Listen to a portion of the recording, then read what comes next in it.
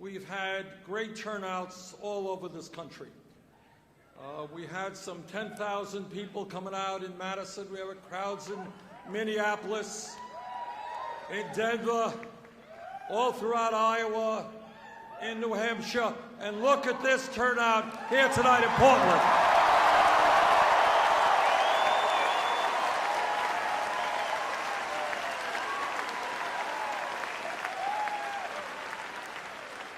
And sometimes the media people ask me, they say, well, you know, Bernie, why are so many people coming out to your events?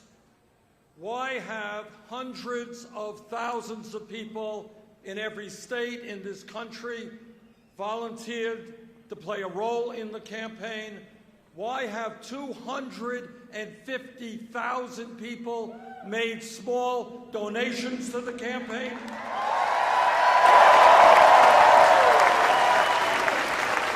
Why are grassroots organizations popping up all over America? And you're right, Bernie, you're right.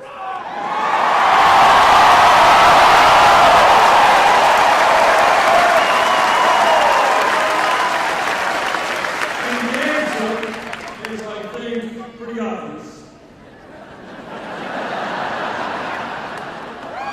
From Maine to California, we have friends in Alaska and Hawaii as well. The American people understand that establishment politics and establishment economics is not working for the middle class.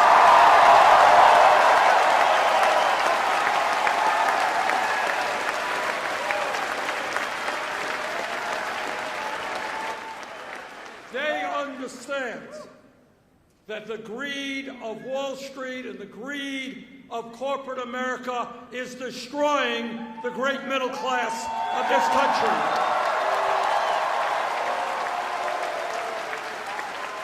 And people are saying from coast to coast, you can't keep getting away with that.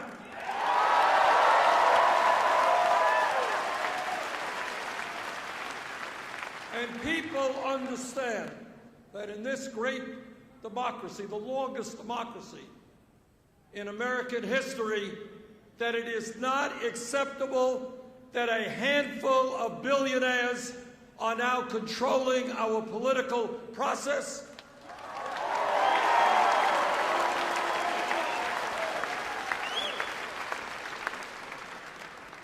And they also understand that the time is overdue for the corporate media to start talking about the real issues impacting the American people.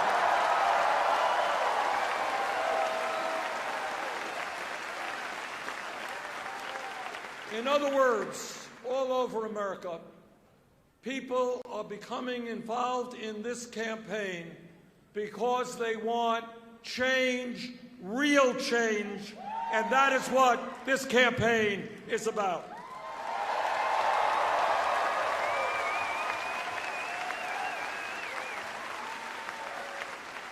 And let me take this opportunity to say a word about what real change is about. I think many of you remember that the great American abolitionist Frederick Douglass made the point that freedom is never given to us. We have to fight for it. We have to struggle for it. And if you look at the history of America, whether it is workers standing up and fighting for their rights and joining unions, that's the way change takes place.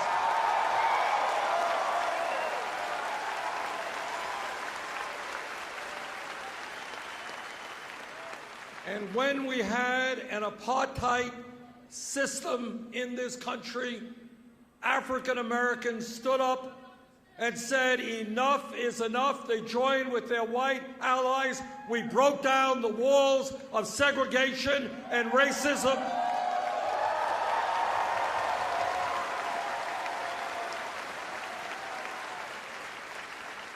And when millions of people demanded it, we had a president of the United States who signed a Voting Rights Act.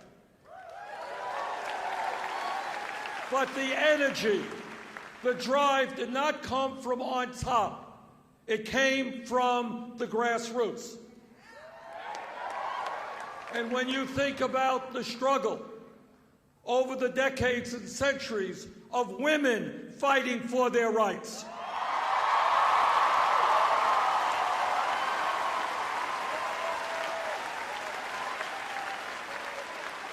we think about the suffragettes, women who fought, went to jail, sometimes died, to say that in America, women will not be second-class citizens.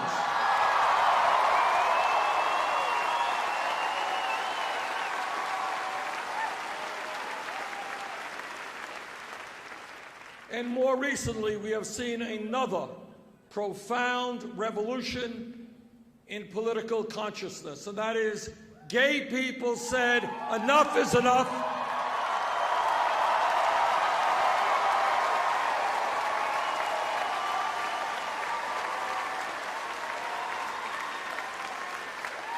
We will not be intimidated.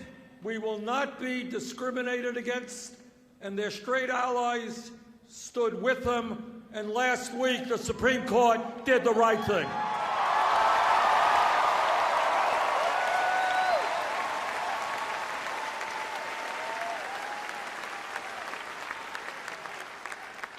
What is my point? My point is a simple one, is that if we want real change, it's not just electing someone, hopefully me,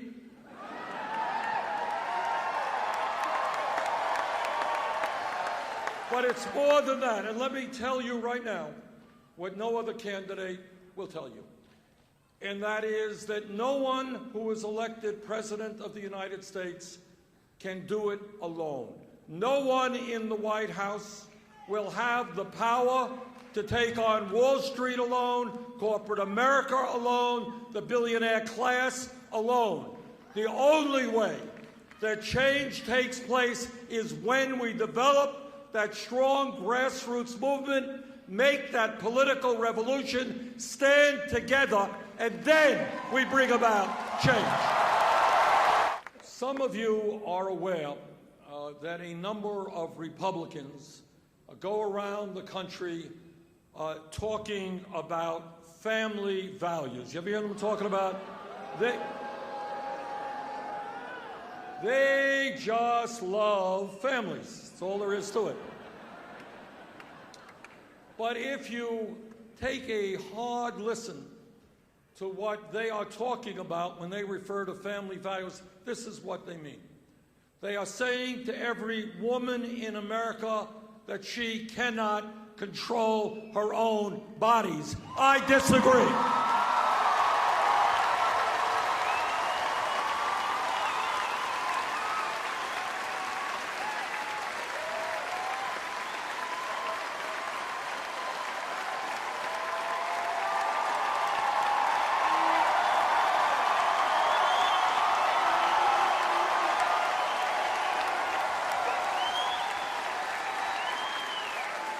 Let's say it loud and clear. Women control their bodies, not the government.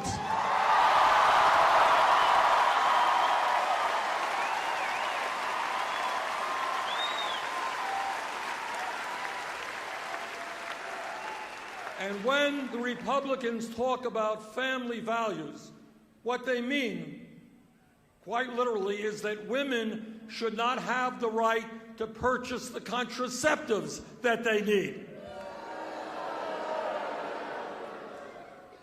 And when they talk about family values, they tell us that our gay brothers and sisters don't have the right to start a family, don't have equal rights in America. Well, you and I have a very different vision and view of family values.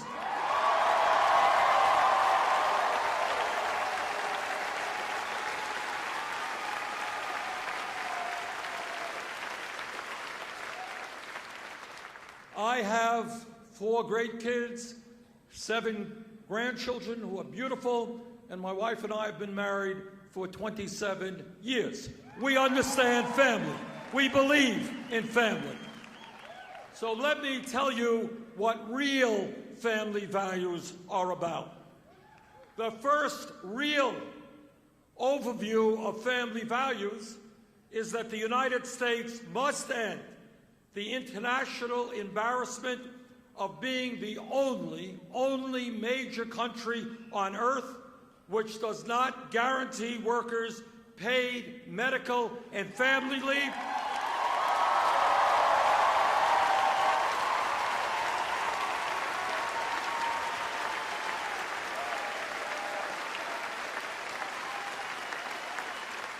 The only major country on earth that does not guarantee paid sick time or paid vacation time.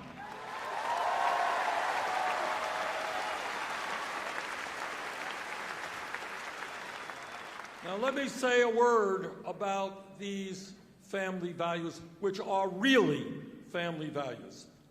Today in Maine, today in Vermont, a woman had a baby. If that woman's family has a sufficient amount of money, she and the father will be able to stay home with their newborn baby in the most important moments and weeks and months of that baby's life. And they'll be able to bond with that baby and get to love that baby. But if that woman in Maine or Vermont does not have a lot of money, she will be forced to go back to work in 5 days, 8 days, 10 days. Forcing a woman to be separated from a newborn baby is not a family value.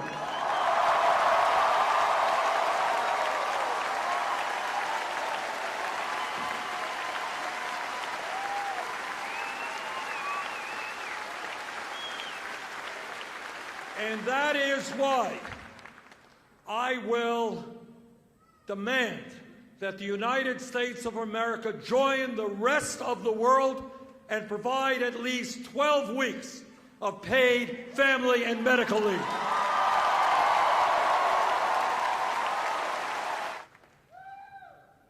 There is an issue out there that I think more and more people are beginning to talk about and to express their feelings on, and that is that when we talk about education, we have got to understand that as a nation, we are living in a highly competitive global economy. And if we are going to make it as a nation, if we are going to create the decent paying jobs that we need, we must have the best educated workforce in the entire world.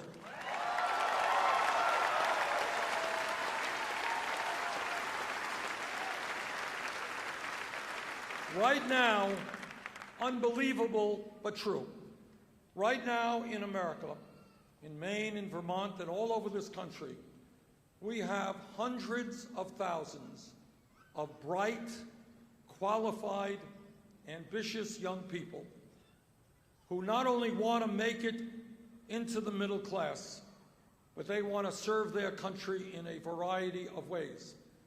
But these bright, qualified young people cannot get a college education for one reason, and that reason is their families do not have adequate income. That is wrong. That has got to end.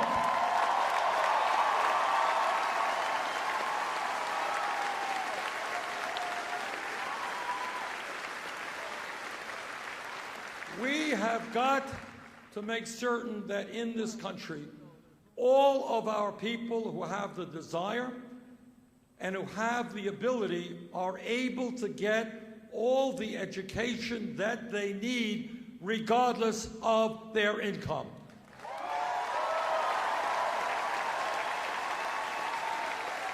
And that is why I have introduced legislation, which I will fight to implement as president, which says that every public college and public university in America will be tuition free.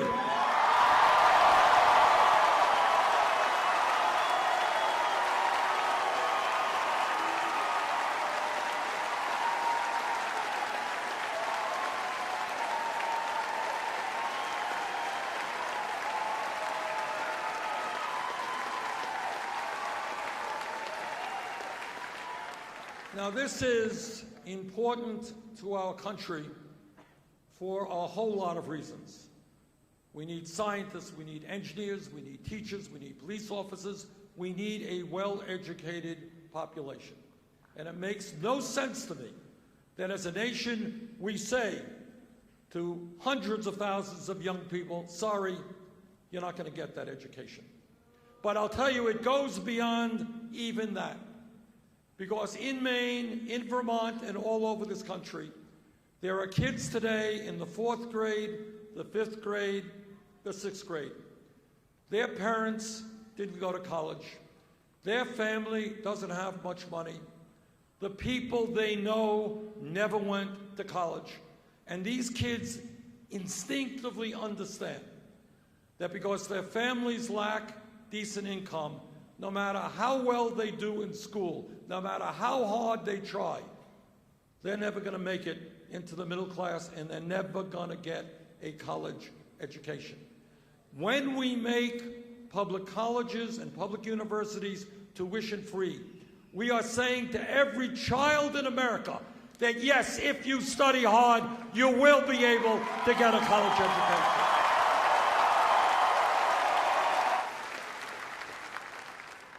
When we talk about our responsibilities as human beings and as parents, there is nothing more important than leaving our planet healthy and habitable for our kids and our grandchildren.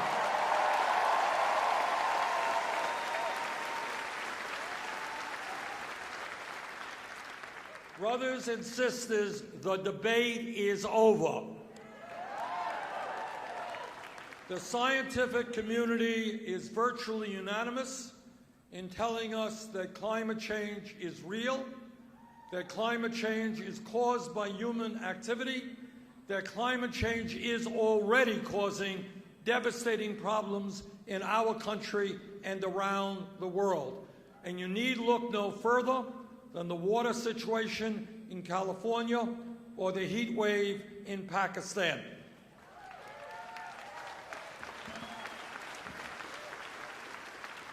And what the scientists are also telling us is that we have a small, short window of opportunity to transform our energy system before a bad situation becomes much worse.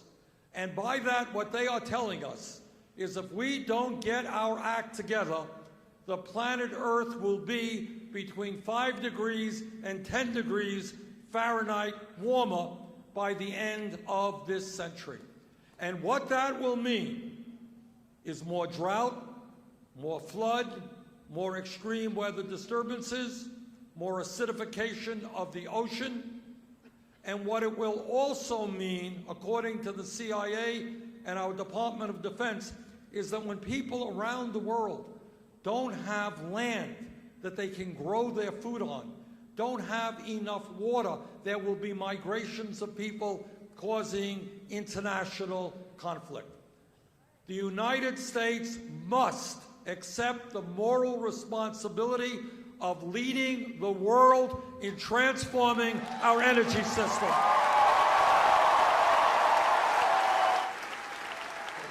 Brothers and sisters, thank you so much for being here. And let me conclude my remarks by saying this. This is what I want to say.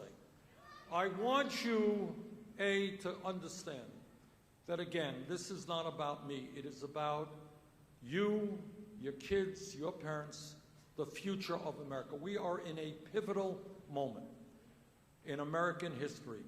We have seen in the last number of decades some real great progress in making America a less discriminatory society. But on one major issue, not only are we not making progress, but we are falling behind, and that is the economic struggle. Today in America, we are living in a country where some people have unimaginable wealth, while many people are literally struggling to put food on the table. I want all of you not to think small. Don't accept the kind of worldview that you see on TV or that most politicians throw out. Well, you know, maybe we cut education by 2% or 4%. Maybe we throw this many people off of health care or that many people. That should not be the debate. The debate should center around the fact that we are the wealthiest country in the history of the world. There is nothing that we cannot accomplish.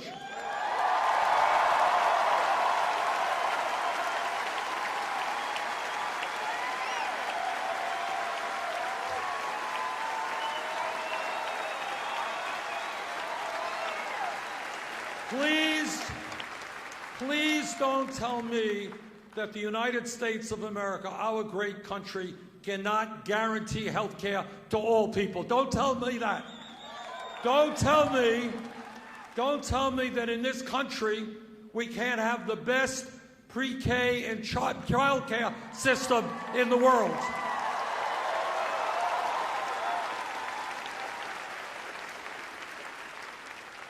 Don't tell me that every person in this country should not be able to get all the education they need regardless of their income. Don't tell me that we cannot rebuild our crumbling infrastructure. Don't tell me that we cannot lead the world in transforming this planet's energy system. We can do that and more if we do not allow them to divide us up by race, by sexual orientation, by gender, by not allowing them to divide us up by whether or not we were born in America or whether we're immigrants.